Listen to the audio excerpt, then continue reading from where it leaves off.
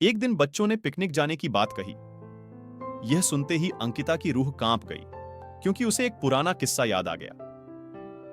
ये बात तब की है जब अंकिता हाई स्कूल क्लास में पढ़ रही थी।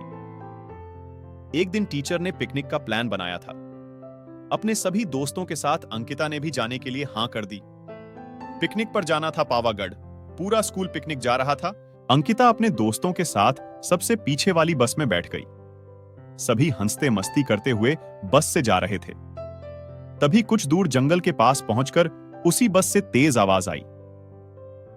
यह वक्त रात के करीब 1:30 का था।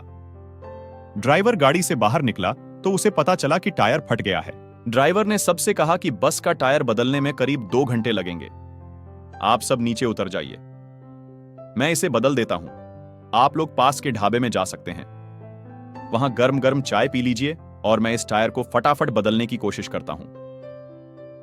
ड्राइवर की बात सुनकर सभी बस से उतर गए और पैदल चलते हुए पास के ढाबे में पहुंचे। वहां एक बूढ़ा व्यक्ति चाय बना रहा था। इतनी रात को ढाबा खुला हुआ और किसी इंसान को चाय बनाते देख सबको हैरानी हुई। उस बूढ़े इंसान ने कहा, आप सब चाय पी लीजिए, यहां अक्सर लोगों की गाड़ी खराब हो जाती है, इसलिए मैं भी अपना ढाबा हरदम खुला रखता हूं। आप जैसे राहगीरों को कुछ मदद हो जाती है। उनकी बात सुनकर सबने चाय का ऑर्डर दे दिया। उन्होंने कुछ ही देर में सबके लिए चाय बनाकर मेज पर रख दी। चाय पीते हुए अंकिता की आंखें एकदम ढाबे की छत की तरफ गई। वहां अंकिता ने एक औरत को सफेद रंग की साड़ी में खुले बाल लहराते हुए देखा। कुछ देर बाद वो जोर जोर से हंसने लगी। भले ही हंसने की आवाज किसी को सुनाई नहीं दे रही थी, लेकिन अंकिता ने उसे मुंह खोलकर हंसते हुए देखा था। ये सब देखकर अंकिता ने डर के मारे आंखें नीचे झुका लीं।